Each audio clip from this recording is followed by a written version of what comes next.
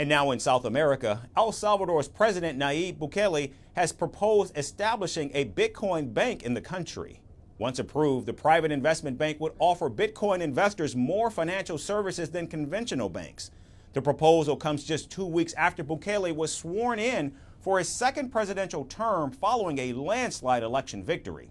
Now the Salvadoran ambassador to the United States said, quote, "As part of our economic plan for El Salvador, we propose a bank for private investment where we can diversify the financing options offered to potential investors in dollars and Bitcoins," end quote. Meanwhile, Bukele's senior Bitcoin advisor has pointed out that some predictions say El Salvador's actual GDP could increase tenfold in the next 5 years if the country stays with its Bitcoin adoption plan under Bukele's presidency.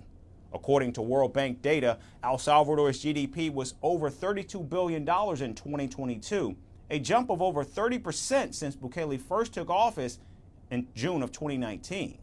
And if the GDP reaches over $300 billion, it would put El Salvador on par with Romania, Chile, and the Czech Republic. Now, Bukele's embrace of Bitcoin has been a bumpy ride since he made it a legal tender in 2021. Making El Salvador the world's first country to do so. Since then, he's planned a Bitcoin city that is still far from reality, and Bukele has reportedly invested millions of taxpayer dollars in the cryptocurrency. Bitcoin ATMs have popped up across the country, and the government has been using geothermal power from a volcano to mine the digital currency. However, despite his best efforts, nationwide adoption of Bitcoin remains low as citizens still prefer transacting in cash. And surprisingly, what seems to be contributing more to his soaring popularity is not Bitcoin, but his merciless crackdown on infamous criminal gangs. From impeachments to inaugurations, if it's a political story, we are on the scene.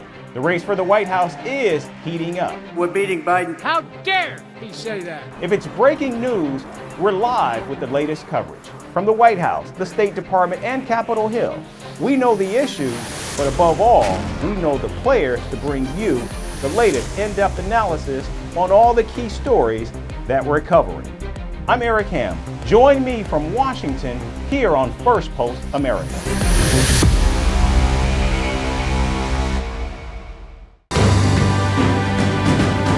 Firstpost reports from the world's second largest continent. Hello, I'm Alison LaGrange. A very warm welcome from Durban, South Africa. We get you the news and the newsmakers from Africa.